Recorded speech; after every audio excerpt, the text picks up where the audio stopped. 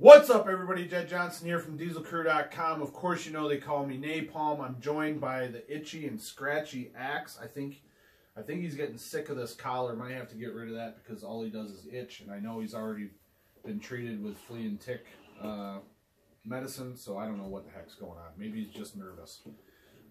This is video number 4 in the 31 days of Q&A. I'm going to be putting one of these out every single day during December. If you've got a question, be sure to get down into the comments section and leave it below so it can be considered for future videos. And also be sure to give the video a big thumbs up and subscribe. These kinds of things will help my channel grow. I'll be really appreciative if you can do that for me. That kind of engagement helps the algorithm. You've probably heard other people talking about it on their channels, and it is a legit thing. So please boost that algorithm with a thumbs up and a comment, and I'd really appreciate it. So this question comes from Tony Batiki, and he's a member of my website, thegripauthority.com. So thanks, Tony, for taking part in this. And he wants to know, do you believe in a deload week? And if so, how often do you have a deload week? Do you base it on a schedule or just on how you feel? I'll tell you, for the most part, guys, I don't do any deloads. I avoid deloads. So what is a deload? So basically, a deload is periodically you would take a week where you would decrease the intensity, maybe decrease the overall volume, decrease the amount of exercises you do, you know, something along those lines, or a combination of those factors.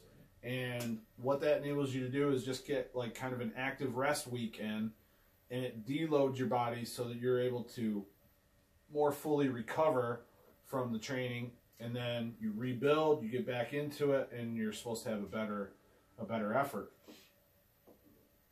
Any time in the past that I have purposefully deloaded, aside from prior to a competition,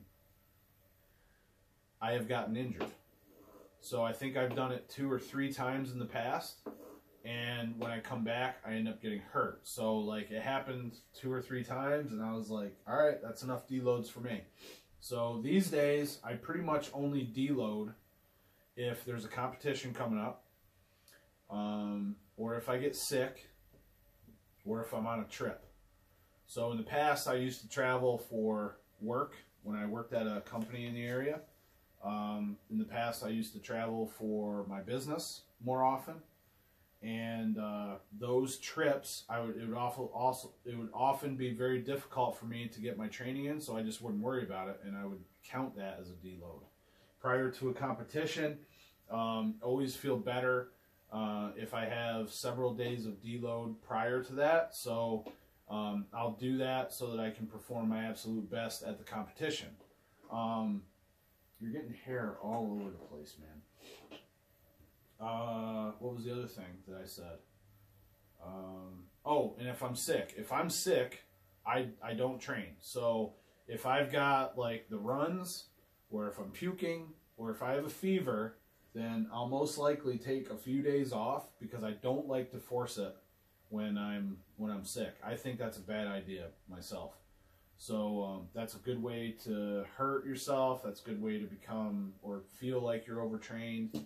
And so those are the times that I deload. So, you know, some years there's like 5 competitions a year, so I'll get 5 weeks of deload prior to the competition. And sometimes, if it was a very demanding competition, such as when I ran nationals this year, I took off prior to nationals, and then it was so mentally and physically draining that I took a week off afterwards, where I didn't train any grip. I may have done body stuff, I don't recall exactly, but you know, prior to the competition, I generally don't do any training whatsoever. And then once the competition takes place, a lot of times I'll take that week off from grip, but I'll do my body lifts. But no, as far as like, oh, I've lifted 4 weeks in a row, I'm going to take a week off and deload. No, that does not happen. That doesn't work for me, brother. So so that's pretty much it. I don't get sick very much. So that kind of thing doesn't happen very often, and I'm not the kind of guy that likes to take a trip all the time. So I've taken like 2 vacations in the last 3 years, and I personally, since I don't ever deload, I don't ever miss any workouts per se, then those trips are usually deload trips. But you know, we went on vacation in June of this year, and I did do body training, but I didn't really do much grip. So yeah, I hope that's been helpful, Tony. And I'm not saying that that's the way everybody should do it. Like with my coaching clients, I really watch their performance closely, and if I see that there's a period where their lifts are stagnating or they're going backwards, then definitely use a deload. And if I'm working with a person long enough, I can kind of tell that after like 6 weeks, maybe they better get a deload. There's this one gentleman, Cody, that I'm working with in Texas, and we figured out when he needs deloads, and it's been awesome. It's really helped him out. So I'm not saying that they're not going to work for you. I'm not saying it's a bad idea for everybody. I'm just saying that I don't do them. Not to mention the fact that if I take time off from training, I feel guilty. I start to not hate myself, but I start to, you know, become annoyed. You know, grip and strength training is my release, my stress reliever, and it's just better for me to keep on hitting it hard rather than trying to take time off and call it a deload. So that's how I am. Apply that to your training however you will. And if anyone has any further questions about it, we could set something up, do a call. I do lots of online training, coaching. I set up programs, things like that, coaching calls. So if there's something I can do to help you out in more detail, that's the way to do it right there. So feel free to reach out to me. Any questions, leave them in the comments section below. Be sure to give the video one of these. Don't forget to subscribe so you don't miss anything in this series. And all the best in your training, everybody. Take care.